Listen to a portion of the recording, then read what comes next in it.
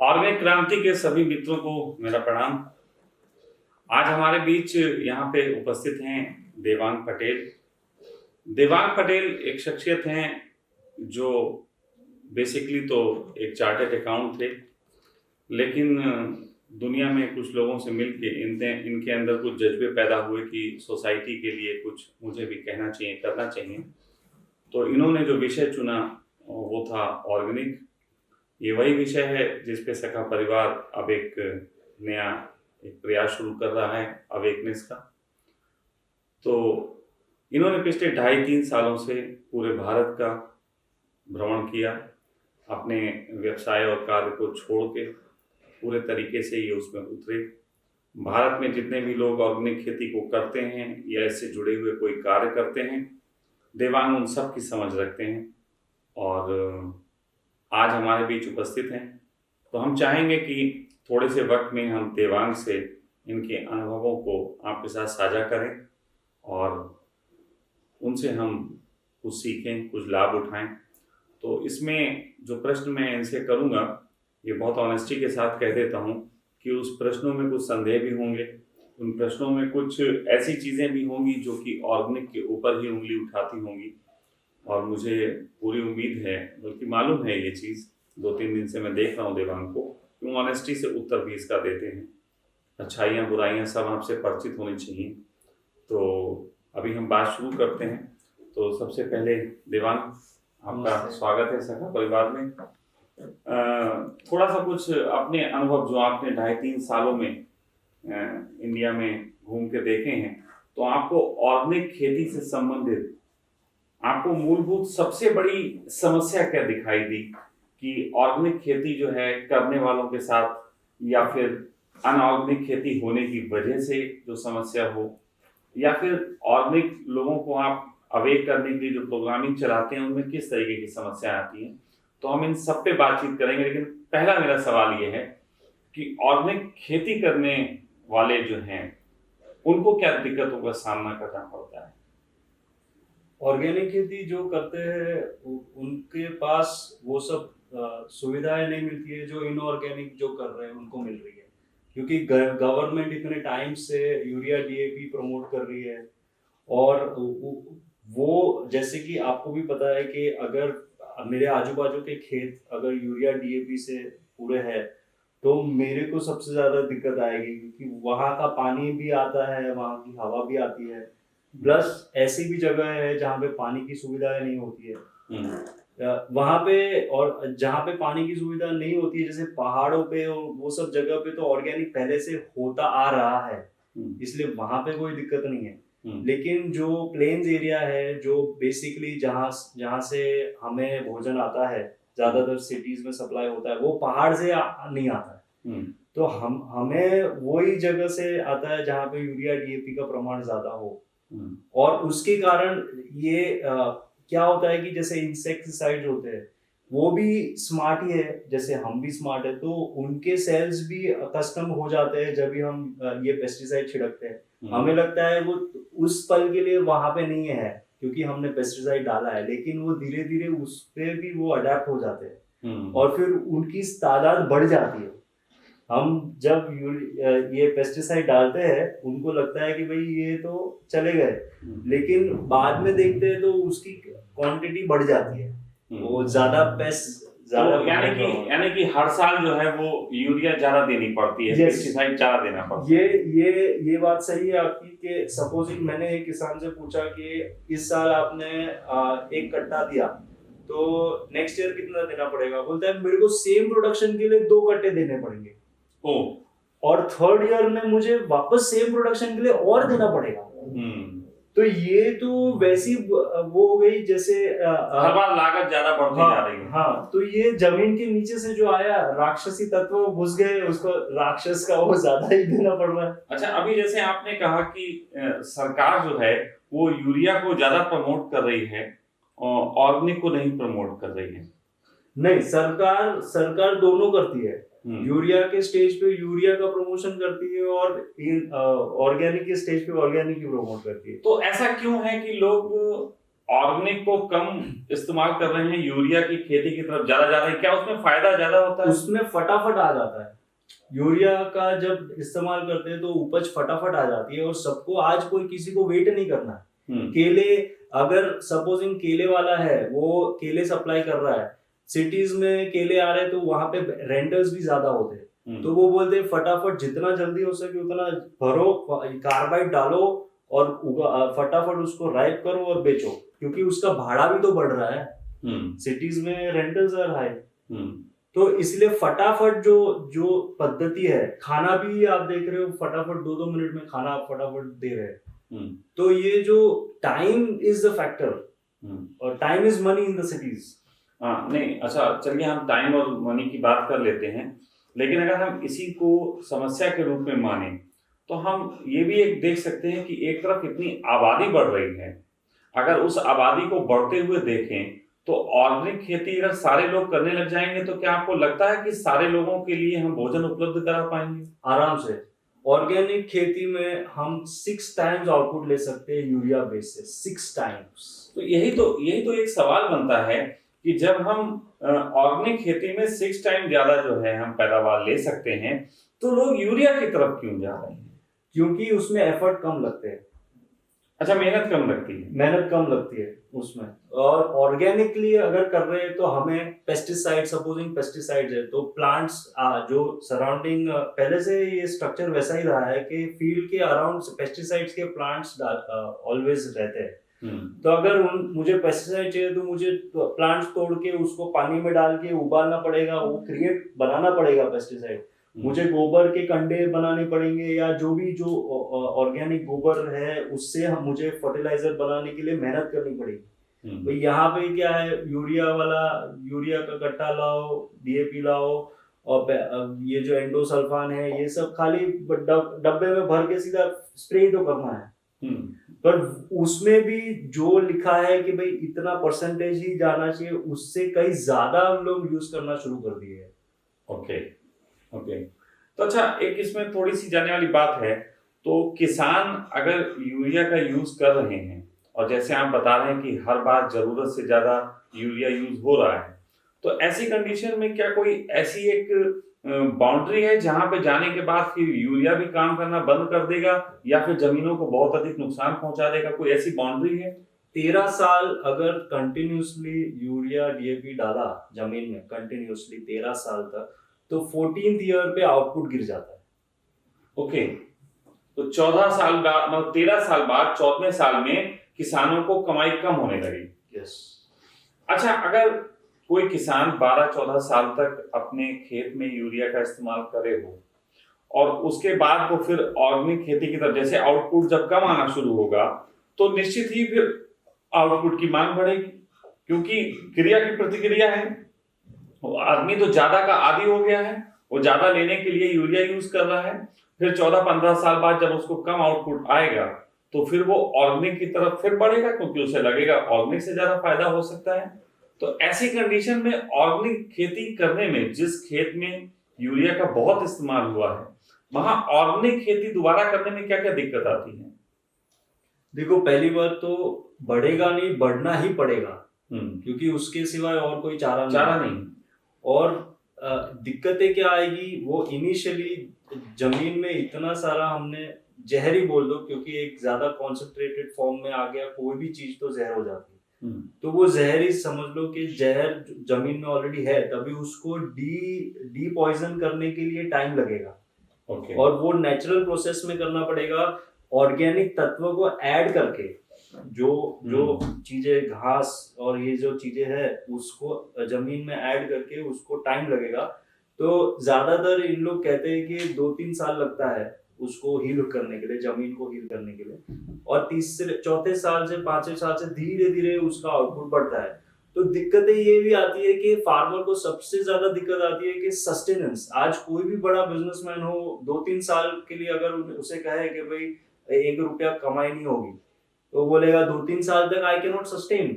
पहले के जमाने के बिजनेसमैन सस्टेन कर भी जाते थे, आज के जमाने में नहीं, क्योंकि बिजनेस साइकिल ही 7 साल का हो गया है।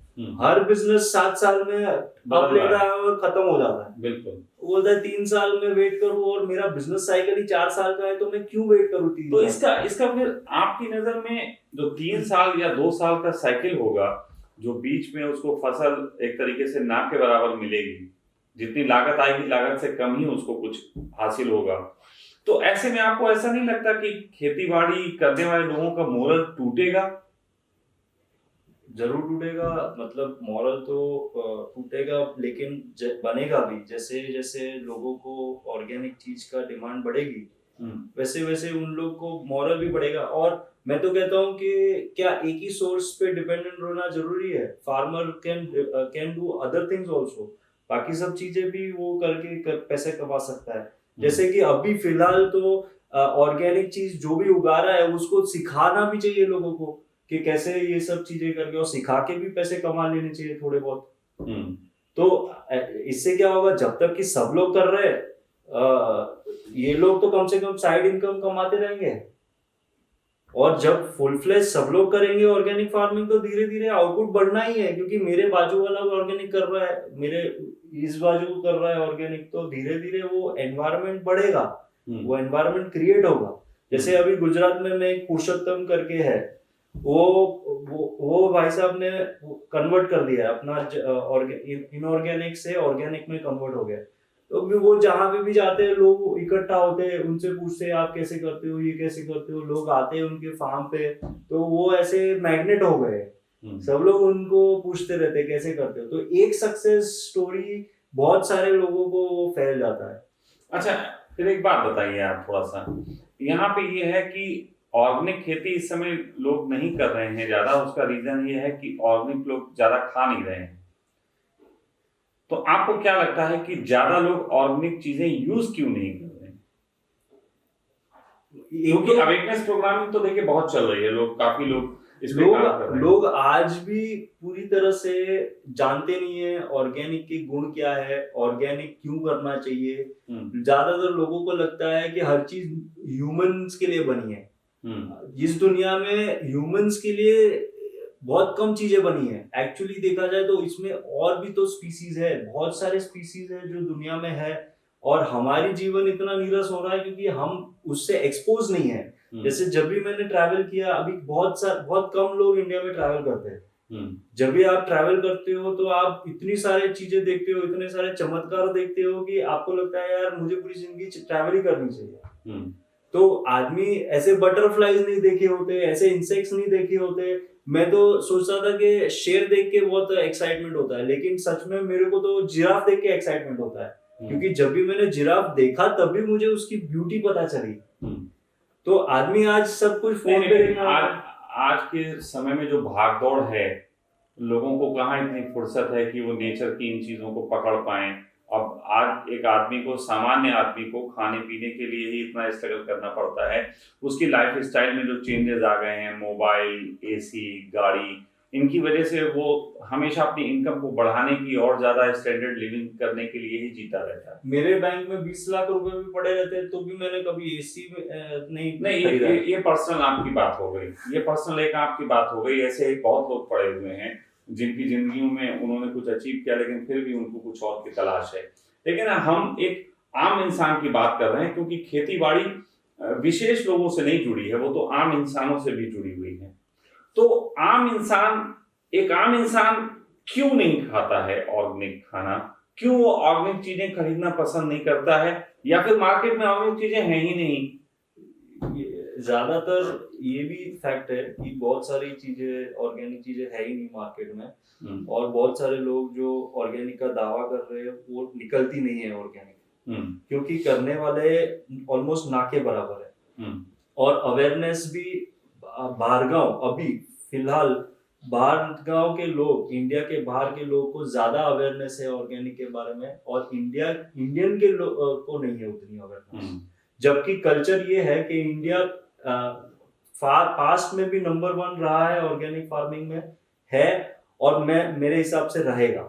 नहीं तो क्या इसका जो लोग अवेयरनेस नहीं है, चलिए अवेयरनेस की बात हम बाद में करें, क्या ऐसा नहीं लगता कि ऑर्गेनिक प्रोडक्ट जो हैं वो थोड़े से महंगे ज्यादा हैं, इसकी वजह से लोग नहीं खाते?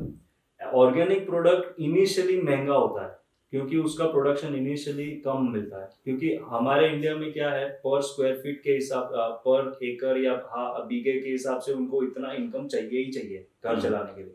तो आपने देखा होगा बासमती राइस का भाव ज्यादा है, क्योंकि उसका पर हेक्टर उतना प्रोडक्शन कम आ जाता है, इसलिए उसका भाव ज्यादा है।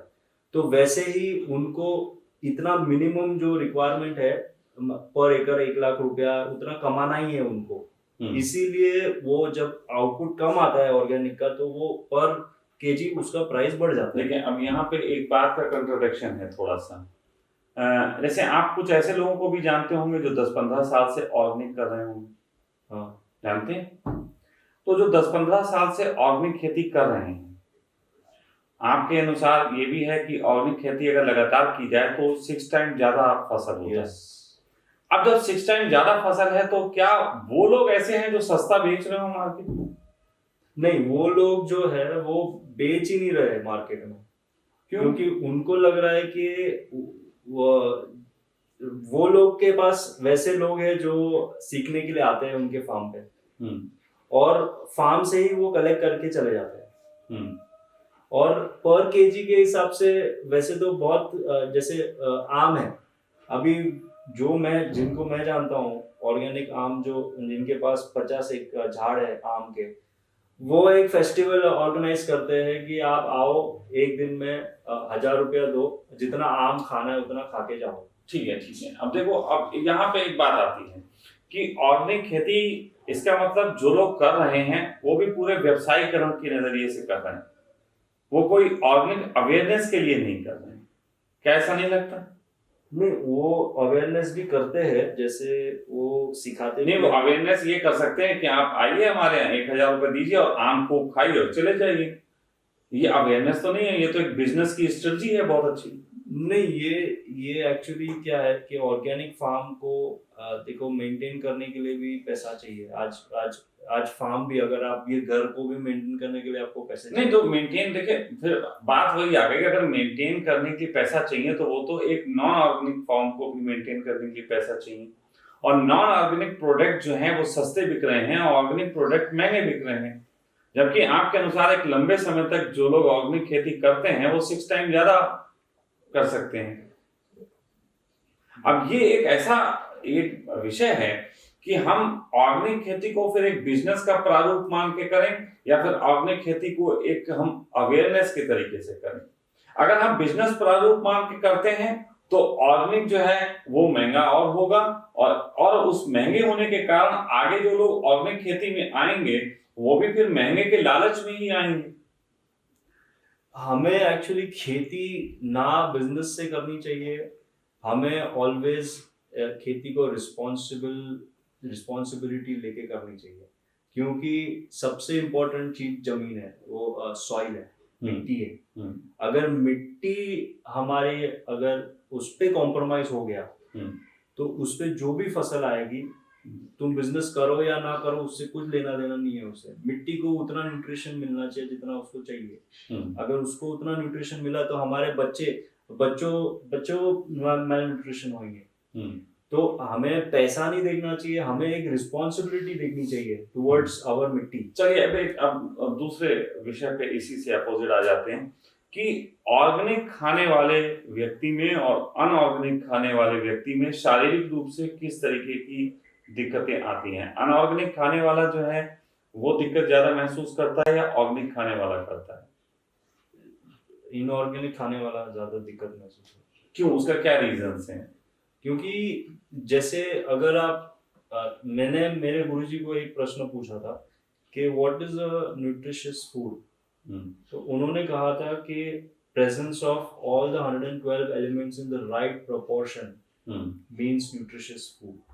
अभी एलिमेंट्स का मतलब, ये न्यूट्रिएंट्स वही होते हैं एलिमेंट्स क्या होते हैं? कैडमियम, बोरॉन, आयरन, जिंक, ये सारे एलिमेंट्स हैं, राइट? अभी वो एक प्रॉपर प्रोपोर्शन में होने चाहिए खाने में। जो और ऑन टॉप ऑफ दैट, ये जो माइक्रो एलिमेंट्स है वो एक्चुअली एट द बेस पे है। जो स्ट्रक्चर है वो ऐसा है और उसके बेस पे माइक्रो एलिमेंट्स है, जिसके ऊपर बाकी सब अपना कार्बन, हाइड्रोजन, नाइट्रोजन, ऑक्सीजन खड़ा है। तो जैसे ये माइक्रोन्यूट्रिएंट्स हमारे बेसिस है, हमारे बॉडी स्ट्रक्चर का बेसिस है, जो नींव है जो नींव है, वो नींव पे खड़ा है पूरा चीज, कार्बन ये सब। तो नींव अगर नींव ना हो, अगर वो माइक्रो एलिमेंट्स हमारे माइक्रोन्यूट्रिएंट्स हमारे बॉडी में ना हो, तो फिर नींव एकदम डगमगा जाता है पूरा बॉडी। तो इसीलिए ये बहुत जरूरी है कि और बॉडी इतना कॉम्प्लिकेटेड है कि आज तक साइंटिस्ट स्टडी कर रहे हैं कि उसको हील कैसे किया जाए आज। हाँ देखो, ये भी एक चीज है, बड़ा सोचने का विषय है कि बॉडी की जिस तरीके की संरचना है, तो कहते हैं कि बॉडी जल्द ही हर चीज को ग्रहण कर लेती है। हमारे देश में बहुत अच्छा रिच खाने वाले भी हैं, हमारे देश में एक छोटी सी गंदी सी बस्ती में रहने वाले बच्चे भी हैं। कहते हैं जो रिच फूड खा रहे हैं, अगर वो गंदी बस्ती में पहुंच जाए तो बीमार पड़ जाते हैं, लेकिन उन्हीं गंदी बस्तियों में जो रह रहे हैं वो बीमार नहीं पड़ रहे।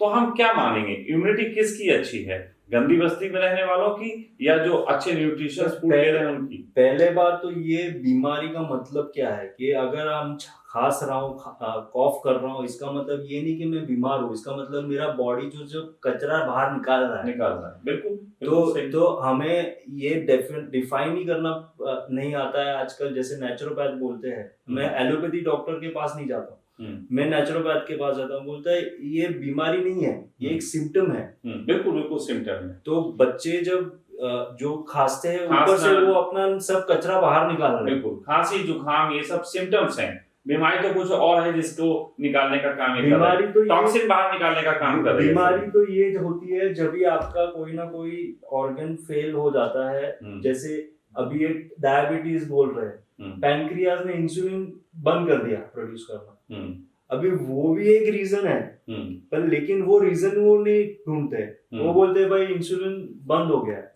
अभी बंद इसलिए हो गया है कि पेनक्रियाज जो हैं वो ओवरलोड के कारण अपना वर्किंग बंद कर दिए, और ओवरलोड शायद उनका ये अनऑर्गेनिक खाने की वजह से, उसको पचाने की वजह से ये सब करने की। अभी ये शुगर क्या है, वही इनऑर्गेनिक ही है। शुगर के अंदर जो व्हाइट केमिकल रखता है वो इनऑर्गेनिक है, वो ऑर्गेनिक पहले से नेचुरल फॉर्म में है ही नहीं वो चीज।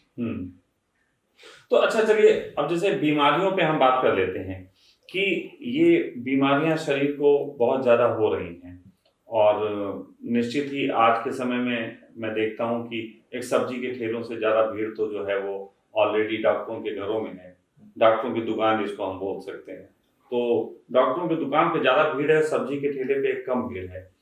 अच्छा, इस संबंध में अगर कोई व्यक्ति पूरे तरीके से आपकी ऑर्गेनिक डाइट पे अगर आ जाए, तो क्या आपको लगता है कि फिर उसको बीमारियां नहीं होंगी? नहीं होगी, बीमारियां तो होगी उनको, क्योंकि बीमारी का कारण खाली ऑर्गेनिक या इनऑर्गेनिक नहीं है। बीमारी का कारण बहुत सारे फैक्टर्स है, लेकिन मैं डेफिनेटली ये कह सकता हूँ कि अगर वो ऑर्गेनिक खाएगा तो उसके स्वस्थ रहने के चांसेस बहुत ज्यादा है, बहुत ज्यादा है कंपेयर टू इनऑर्गेनिक। क्योंकि मैंने वैसे व्यक्ति देखे हैं जो ऑर्गेनिक, जैसे मेरे पापा ही खुद देख लो, उनकी उम्र 60-65 है, वो मेरे से ज्यादा पहाड़ चढ़ उतर सकते हैं आज की तारीख में। और उन्होंने मुझे खुद कहा है कि मैं पहले ऑर्गेनिक ही खाता, सब देसी चीज हमारे फार्म से ही जो ऑर्गेनिक होता था वो ही आता था। और मेरे फार्म का आउटपुट भी मुझे पता है, मेरे पापा खुद बोलते हैं कि स्टार्टिंग में जब ऑर्गेनिक वे में करते थे तो आउटपुट बहुत आता था। अभी जब से ये यूरिया डीएपी शुरू किया है, धीरे धीरे वो आउटपुट कम ही हुआ है, बढ़ा नहीं है।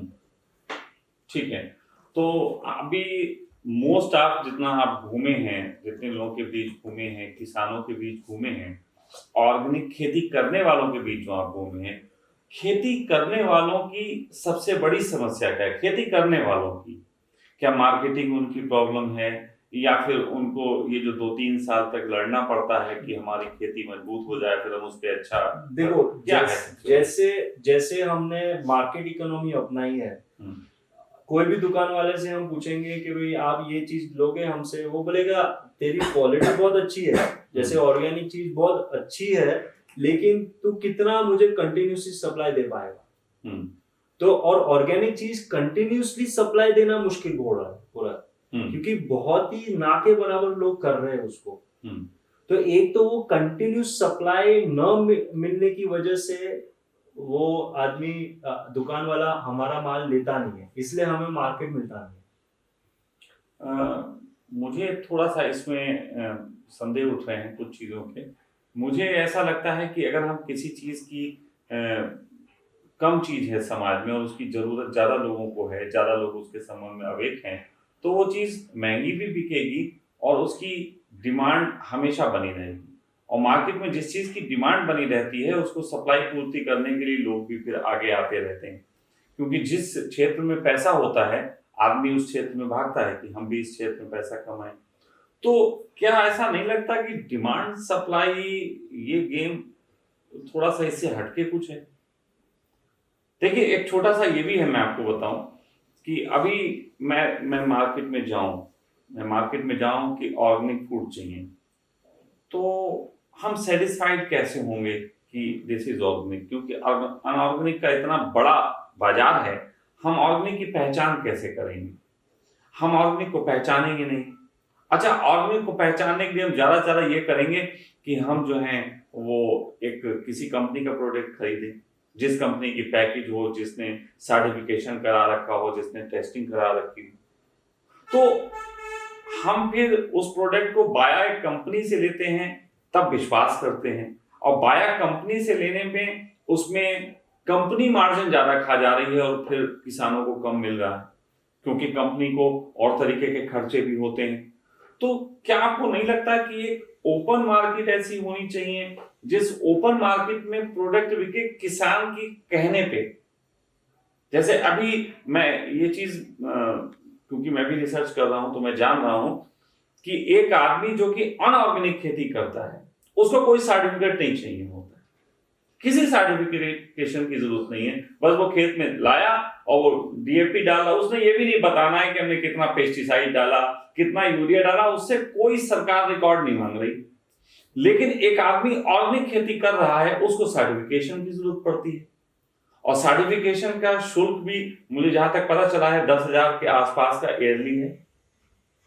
अब अगर एक किसान को, एक छोटा सा किसान हो जिसकी 8-10 बीघे खेती हो और वो हिम्मत करके आपको सुन के, मुझको सुन के या थोड़ा सा हिम्मत करके वो ऑर्गेनिक की तरफ बढ़े, तो 10,000 रुपए तो सरकार उससे सीधे सीधे ऐसे ही ले लेती है। 10,000 रुपए उससे सरकार ले रही है तो वो ओपन मार्केट में आ भी नहीं सकता, क्योंकि ओपन मार्केट में मंडी में जाके वो बैठेगा कि हम ये ऑर्गेनिक बेच रहे हैं और ऑर्गेनिक थोड़ा खूबसूरत भी कम होता है और जो फूड्स होते हैं वो थोड़े खूबसूरत भी ज्यादा होते हैं, वो दिखने में गुड लुकिंग होते हैं। तो आदमी को गुड लुकिंग ही स्वस्थ दिखाई देता है, बाकी तो स्वस्थ दिखाई नहीं देते। तो ये जो ओपन मार्केट ना होना है, इसको लेके क्या सरकार कोई कदम उठा रही है कि ओपन मार्केट इसकी हो? सरकार कदम नहीं उठा रही है लेकिन लोग कदम उठा रहे हैं। जैसे कविता मुखी जी है, उन्होंने बांद्रा में, मुंबई में बांद्रा में फार्मर्स मार्केट शुरू किया है। चंडीगढ़ में भी फार्मर्स मार्केट है, वैसे धीरे गोवा में भी फार्मर्स मार्केट है। वहां पे जो जो भी ऑर्गेनिक उगा रहा है उनका लोग आपस में ही एक समूह बना के आ रहे हैं। मैं खुद देख रहा हूँ पूरे इंडिया में ऐसा धीरे धीरे हो रहा है। और जैसे उड़ीसा जैसी जगह पे हो, मेघालय जैसी जगह, वहां पे तो नेचुरली ऑर्गेनिक ही हो रहा है। नहीं वहां पे कोई देखो, अगर एक मंडी हमने बना भी दी और मंडी में आके कोई ऑर्गेनिक फूड के नाम पे बैठ गया, तो एक जनरल कस्टमर को कैसे पता चलेगा कि ये ऑर्गेनिक है? जनरल कस्टमर को नहीं पता चलेगा, इसलिए जो अवेयर कस्टमर है, जिसको पता है कि ऑर्गेनिक चीज किसको बोलते हैं, नेचुरल चीज किसको बोलते हैं, वो कस्टमर जाएंगे वहां पे। लेकिन अवेयर कस्टमर्स की संख्या बहुत कम है। बहुत कम है। अभी मैं ही इतना जानने के बाद मैं कह सकता हूँ कि मैं हाथ से छू के मुश्किल बता पाऊंगा कि इसमें क्या चीज ऑर्गेनिक है, क्या नॉन ऑर्गेनिक है। और अगर मैं सिर्फ हाथ से छू के देखूंगा तो जैसे कहते हैं मूंगफली के ठेले पे एक आदमी जाता है, वो मूंगफली उठाता है तो सबसे स्वस्थ मूंगफली उठाता है, फिर तोड़ के खाता है, अच्छी लगती, कहता है अच्छा 100 ग्राम दे दो, जबकि फिर उसमें कचरा भी निकलता है, गंदगी भी निकलती है। हमारा स्वभाव तो सबसे अच्छे को चुनने का है सबसे पहले। तो इंसान की इंद्रियों का जो स्वभाव है उसके अनुसार उसको ओपन मार्केट तो कभी मिल ही नहीं सकती। ओपन मार्केट के संबंध में कोई अवेकिंग आपको लगता है करने की जरूरत है कि लोगों को हम बता सकें कि ऑर्गेनिक होता कैसे, उसकी पहचानें क्या है? यस, इसकी बहुत जरूरत है। जैसे अभी एग्जांपल मैं आपको देता हूँ, न्यूयॉर्क के बाहर अगर आप जाओगे 10 किलोमीटर 15 किलोमीटर दूर जाओगे तो ऐसे रोड साइड पे ऐसे ठेले वाले हैं जो ऑर्गेनिक चीज बेच रहे हैं, लेकिन वो चीज सुपरमार्केट से 10 गुने भाव में जा रही है, 10 गुना।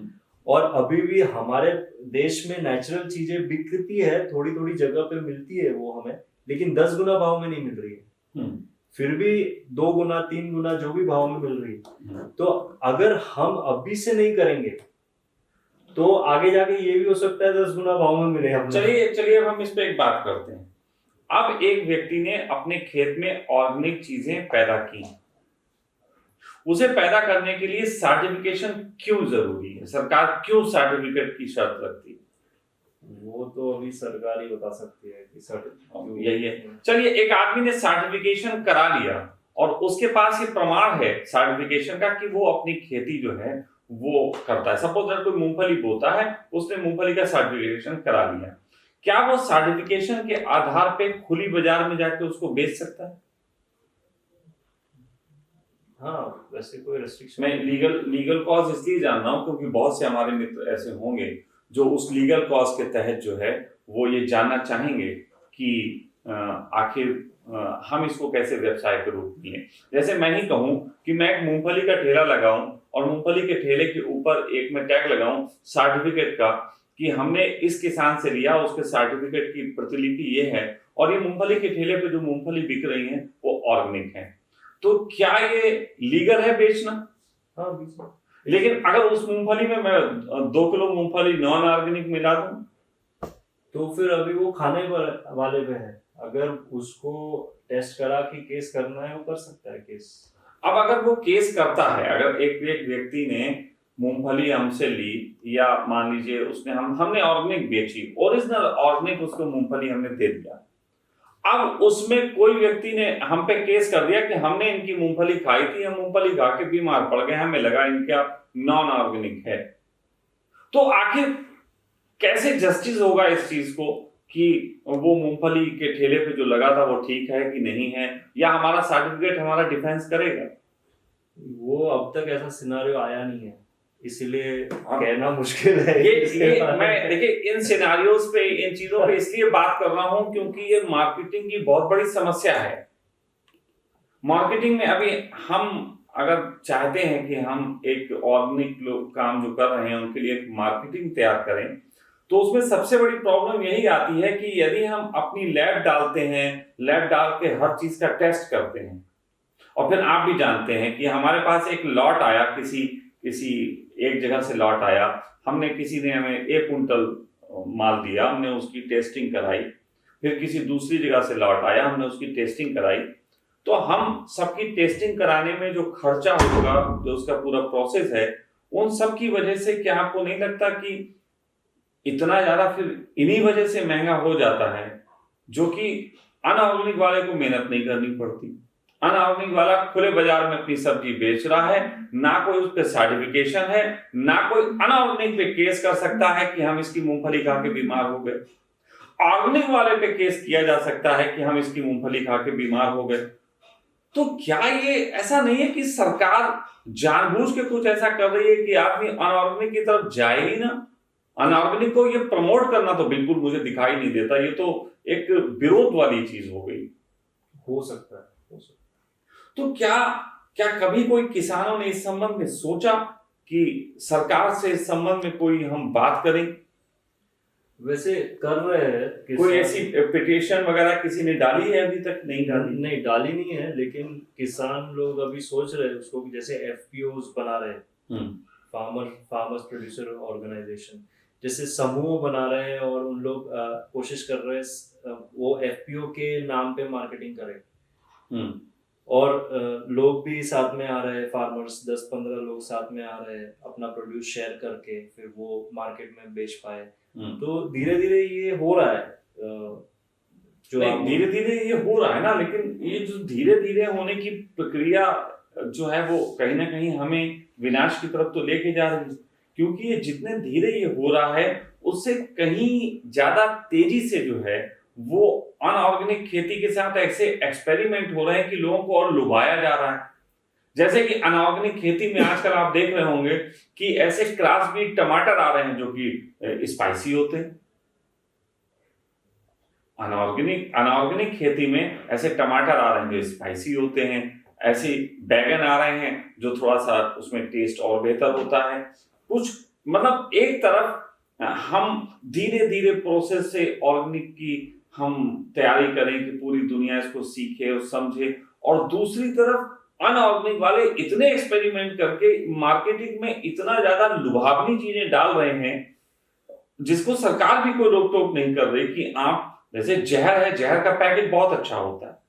अगर आप जाएं मेडिकल स्टोर पे कोई भी दवाई खरीदने और आप उससे जहर की भी शीशी मांगे तो सबसे अच्छी पैकेजिंग जहर की होगी, क्योंकि जहर को बहुत अच्छी पैकिंग में बेचा जाता है, जहर की पैकिंग बहुत ज्यादा अच्छी होती है। तो ये जो अनऑर्गेनिक की मार्केट है, इसे कैसे लड़ पाएंगे ये ऑर्गेनिक वाले, जब अनऑर्गेनिक वालों को कोई सरकार दखलंदाजी नहीं कर रही है और ऑर्गेनिक वालों के साथ सरकार कुछ छूट नहीं दे रही है। नहीं, देखो, सरकार जैसे जीएमओ है, genetically modified organization in US, मैं यूएस की बात नहीं करूंगा अभी इस समय। नहीं, सरकार ये चीज करती है कि हमारे कंट्री में जीएम फूड ना आए। सरकार ने खाली एक ही चीज अलाउ की है आज तक, वो है कपड़ा, जीएम बीटी कॉटन। उसके अलावा सरकार ने आने नहीं दिया है दूसरे कोई भी जीएमओ को। केसरी दाल कोशिश कर रहे थे लाने के लिए, भले अपने देश में बहुत शॉर्टेज है दाल की, वो कोशिश कर रहे हैं अफ्रीका से मंगाने के लिए, लेकिन उसको एंट्री नहीं देना चाहते हैं जीएम को, केसरी दाल को, जो यूएस बहुत कोशिश कर रहा है एंटर होने के लिए इंडिया में। यूएस पूरी कोशिश कर रहा है वो अपना जीएम सीड्स इंडिया में एंटर करवाए कैसे भी करके, लेकिन सरकार अभी तक उसको अलाउ नहीं किया है। तो इसमें आप क्या सरकार को अच्छा मानेंगे, बुरा मानेंगे, क्या कहेंगे? सरकार is like a balanced thing, मतलब कि वो कोशिश करती है मेजॉरिटी लोग को हैंडल कर पाए वो। ये अब तक मेरे समझ ये है सरकार के बारे में। और दूसरी चीज, हाँ, जैसे हाइब्रिड, बट सरकार बेटर नहीं करना चाहती है। जो स्थिति है वो स्थिति बनाए रखना चाहती है, जबकि मैं तो अपने लिए तो बेटर करना चाहता हूँ। जैसे मैं हाइब्रिड नहीं खाना चाहता हूँ। नहीं, देखो आप यहाँ पे दिमाग, आप हाइब्रिड नहीं खाना चाहते और आपका फ्यूचर प्लान भी आपने बताया कि आप एक जगह लेके उसमें अपनी फार्मिंग करके वहीं अपना जीवन व्यतीत करना चाहते हैं। लेकिन आज जितनी संख्या है, अगर हमारे देश में हम जितनी पॉपुलेशन है उसको पॉपुलेशन को यहाँ की खेती से डिवाइड करें तो एक के हिस्से में मुश्किल से 1 बीघा खेती नहीं आ पाएगी। जितनी पॉपुलेशन है उसके हिसाब से 1 बीघा खेती एक आदमी के हिस्से में नहीं आएगी। तो हर व्यक्ति खेती तो नहीं कर सकता। आप एक आम आदमी के लिए किस तरीके की मार्केटिंग की तैयारी की जानी चाहिए, उसके संबंध में जहां तक मैं आपसे बात करके समझ पा रहा हूं, सरकार की तरफ से कोई सपोर्ट नहीं है। एक आम इंसान को अपने लेवल पे ही इसके प्रयास करने पड़ेंगे। यही आपकी बात से पूरा कंक्लूजन निकलता है कि एक आम इंसान को अपने तरीके के प्रयास करने पड़ेंगे। अब मैं अपने जो भी दर्शक हैं इनको ये बात इसलिए कह रहा हूं क्योंकि ये गंभीर मुद्दा है। अभी तक मैंने आपकी तरफ रुख नहीं किया था, लेकिन रुख आपकी तरफ इसलिए किया कि ये गंभीर मुद्दा है कि हमारी सरकारें जो अच्छी फसल उगा रहे हैं उनको सर्टिफिकेशन के दायरे में उनकी बेड़ियां डालती है। उन पे केस हो सकते हैं, उनको जेल हो सकती है, लेकिन एक अनऑर्गेनिक पैदावार करने वाले को कोई भी रोक टोक नहीं है, वो जेल नहीं जा सकता।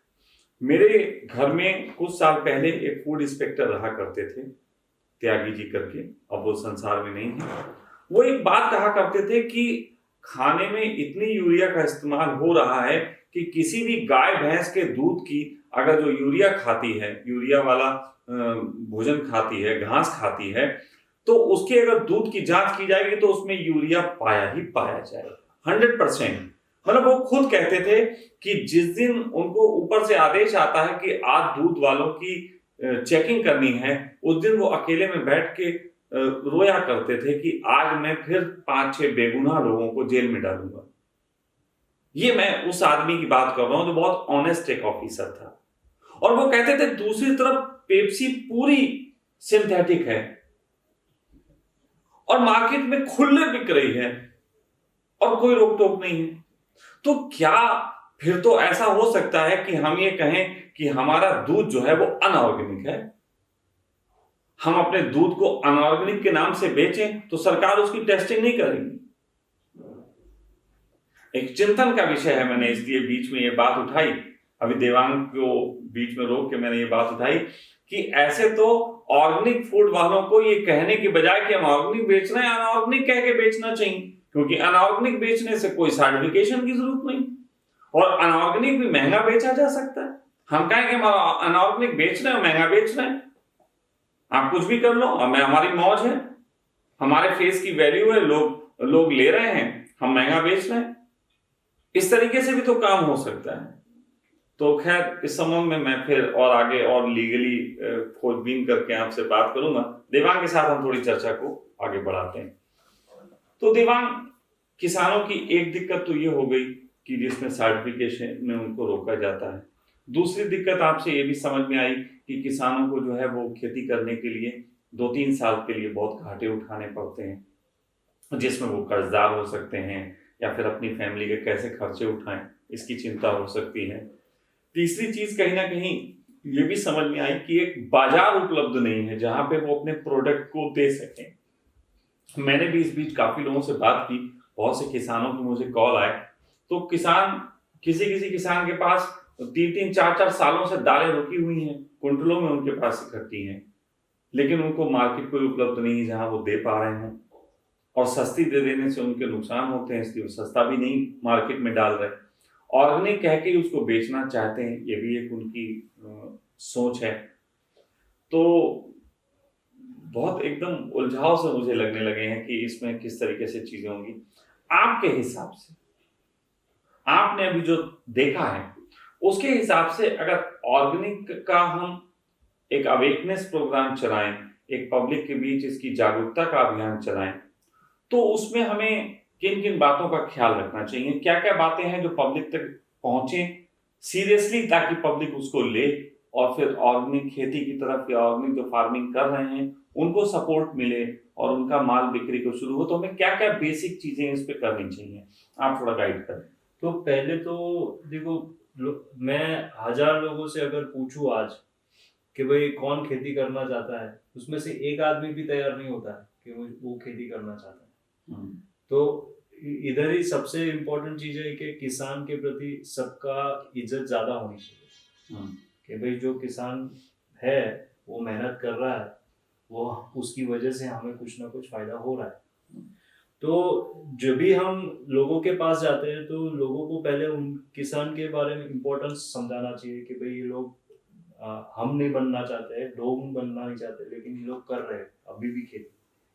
और उनको बोलना चाहिए कि भाई आप जाके अपने किसान को मिलो, एक बार मिलने का हमेशा हमें उनको बोलना चाहिए कि एक बार मिल लो अपने किसान को, क्योंकि बहुत सारे लोग मिलते ही नहीं किसान को। मैं उनको पूछ के थक जाता हूँ, लेकिन वो बोलते हैं नहीं हम कभी नहीं मिले अपने किसान को। तो इतने साल भोजन खाया पर किसान को कभी नहीं मिले। लेकिन एक चीज यहाँ पे ये भी आ रही है कि हम किसान से सिर्फ इसलिए मिले कि वो हमें भोजन देता है, या फिर वो मेहनत करके भोजन देता है इसलिए मिले। उसे जब मिलोगे तभी तुम्हें रियलिटी का पता चलेगा। नहीं तो ऐसे अगर मैं बात करूं थोड़ी देर के लिए, देखो यहाँ पे फिर वही आ गया कि थोड़ा सा विचारों में मतभेद लगेगा, लेकिन हम एक किसान से अगर इसलिए मिले कि मैं भोजन दे रहा है, तो दूसरे किसान को हम पैसा दे रहे हैं, तो किसान की भी जीविका चल रही, किसान का भी तो मिलने का कोई फैक्टर नहीं है। अगर हम इसलिए मिले कि किसान मेहनत कर रहा है, तो आपके अनुसार ही किसान ऑर्गेनिक के लिए मेहनत नहीं कर रहा, वो तो ज्यादा फसल करने के लिए यूरिया डाल के कम मेहनत करके ज्यादा कमा रहा, तो किसान हरामखोर है। हम दूसरे शब्दों में किसान को हरामखोर भी कहेंगे। देखिए मैंने कहा था शुरू में कि क्वेश्चन कुछ उठेंगे जो किसानों पे भी और ऑर्गेनिक पे भी उंगली उठाएंगे। तो अब दूसरी बात, हम इसलिए मिले कि किसान देखो कितने तरीके से हमको पहुंचा रहा है ताकि हम उसके दर्द समझ सकें। तो सच बात तो यह है कि आप कभी एक इंडस्ट्रियलिस्ट से मिलिए, उसके भी दर्द हैं, उसके एम्प्लॉय सही काम नहीं कर रहे हैं, बहुत पॉलिटिक्स चल रही है, उसका इन्वेस्टमेंट बहुत ज्यादा है, उसको कई तरीके की पैकेजिंग और कई तरीके की सरकारी प्रोसेस से गुजरना पड़ता है। तो प्रॉब्लम तो एक बिजनेसमैन की भी है। नहीं, मैं किसान को मिलने के लिए इसलिए नहीं कह रहा हूँ कि उसके दर्द समझने, मैं इसलिए मिलने को बोल रहा हूँ कि तुम्हारे जो अंदर जो वो है वो गलत फहमियां है वो दूर हो जाएगी। नहीं तो वो गलत फहमियां क्या हैं? क्या गलत फहमियां ये हैं कि किसान अपने आप को भूखा रख के हमें दे रहा है? तो ऐसा नहीं है। किसान, आप जानते हैं, अच्छी फसल के पीछे पैसे मांग रहा है। जब आप अपने किसान को मिलके पूछते हो भाई जैविक में ज्यादा उत्पादन आता है या अजैविक में ज्यादा उत्पादन आता है, जब आप किसान को पूछते हो कि आप जैविक क्यों नहीं कर रहे हो, जब आप किसान को पूछते हो कि आपको कितना प्राइस मिल रहा है पर केजी, कहाँ बेचने जा रहे हो, ये सब चीजें जब आप किसान को पूछते हो तो बहुत सारे जो गलत फहमियां है वो दूर हो जाती है। नहीं, लेकिन हमने असल में खुद भी, मैं किसान परिवार से रहा हूँ। मेरे पिता की खुद की खेती थी और उसको खैर उन्होंने बेचा, उसके कारण भी मुझे पता है। और साथ साथ मैं गाँव में रहा हूँ, मैं किसान फैमिली के अंदर रहा हूँ जहाँ वो खेती कर रहे हैं और सब कर रहे हैं। मैंने किसानों के कई और रूप भी देखे हैं जिन रूपों की बात भी होती, क्योंकि हम किसान से केवल खेत में मिले ऐसा तो किसान नहीं। किसान तो वो भी है जो टिकरी बॉर्डर पे बैठा है, संघर्ष कर रहा है अपनी जमीन के लिए। और किसान वो भी है जो बैठा अपने खेत से दूर कस्बे में बैठा गप्पे मार रहा है दिन में। किसान वो भी है। किसान वो भी है जो 15 दिन में एक बार खेत चला जाके देख के और यूरिया ऐसे फेंक के आ जाता है और बाकी 15 दिन तक वो अपने घर में बैठ के दारू पीता है। किसान वो भी है।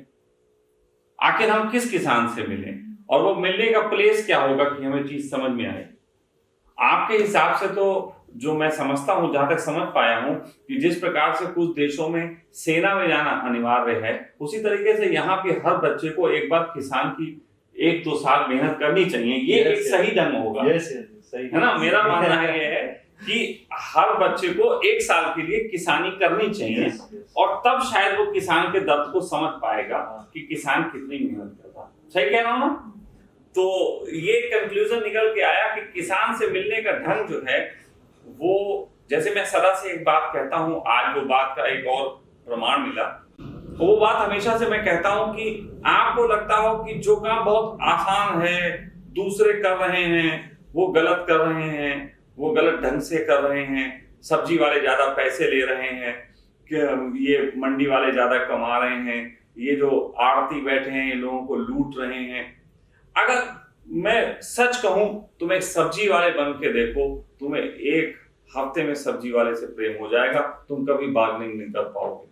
तुम एक आड़ती बन के देखो, तुम्हें आड़ती का पता लग जाएगा कि वो पैसे कमाने में और उसका माल सुबह मार्केट में बेचने में वो अपनी जिंदगी के उन सुकूनों को खो देता है जिसमें चाचा ताऊ की जो शादियां होती उनमें जाया जाता है।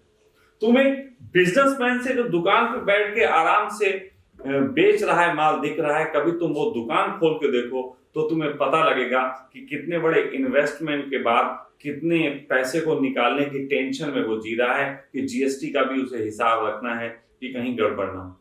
मैंने सभी तरीके के आयामों में अपने को रख के देखा और कहीं ना कहीं लगी सभी आयामों से गुजरा हूं, तो एक ही चीज पाया हूं कि हम सब, चाहे एक सब्जी वाला हो और चाहे एक दुकानदार या बिजनेसमैन, हम सब एक सिस्टम के अंडर काम कर रहे हैं। अगर सिस्टम गलत है तो हम सब परेशानी में पड़ेंगे ही पड़ेंगे। अभी इस चर्चा के दौरान भी इस बात को क्लियर हुआ कि ऑर्गेनिक खेती के संबंध में कोई सिस्टम सपोर्ट नहीं है, नॉन ऑर्गेनिक खेती के संबंध में कोई सिस्टम की रोक टोक नहीं है। ऐसा लगता है कि एक ईमानदार व्यक्ति जो है वो स्टे लेने के लिए पूरी जिंदगी अदालत के चक्कर लगाता रहे और एक गुंडा रात को एक ट्राली ईंटें लाके और आपके प्लॉट पे अपनी दीवार खड़ी कर दे। गुंडा जीतेगा, आप स्टे के लिए ईमानदार आदमी भागता रहेगा। कहीं ना कहीं प्रॉब्लम अवेकनेस के साथ साथ एक पूरे सिस्टम को भी इस समझाने की है कि हमारा सिस्टम इस संबंध में देखना शुरू करे। तो मैं अभी थोड़ी देर के लिए विराम लूंगा क्योंकि और कई लोगों के इसमें प्रश्न आने वाले हैं। देवांग के साथ मैं फिर अभी एक चर्चा में बैठूंगा कुछ समय बाद और उनमें फिर उन विषयों पे बात करूंगा जो विषय मुझे लगते हैं कि इस कार्य को करने के लिए बहुत जरूरी है, एक चिंतन के रूप में, एक एक गहरी सोच के संबंध में, अवेकनेस के संबंध में। तो मैं फिर एक बार आपके बीच चर्चा में आऊंगा देवांग के साथ। अभी फिलहाल मैं यहाँ पे इस चीज को रोकता हूँ। देवांग, बहुत बहुत शुक्रिया इस चीज के लिए कि आपने हमें इतनी इंफॉर्मेशन दी, और साथ साथ मैं क्षमा चाहूंगा क्योंकि मैंने कुछ ऐसे क्वेश्चन उठाए जो कि बड़े संदेह पैदा करते हैं। लेकिन सच कहें तो परमात्मा ने हमें एक तरफ जीवन दिया तो दूसरी तरफ मृत्यु दी, एक तरफ दिन दिया तो दूसरी तरफ रात दी, एक तरफ खुशबू के लिए फूल दिए तो दूसरी तरफ चुभने वाले कांटे दिए। तो परमात्मा भी मिला जुला स्वरूप है, जगत का मिला जुला स्वरूप है। लेकिन परमात्मा की एक खूबसूरती है कि उसमें बैलेंसिंग है। हमारे सिस्टम में एक गड़बड़ यह है कि यहाँ बैलेंसिंग नहीं है, यहाँ सब इनबैलेंस्ड है। तो इस पे हम चर्चा करने बैठेंगे। फिलहाल अभी के लिए थैंक यू।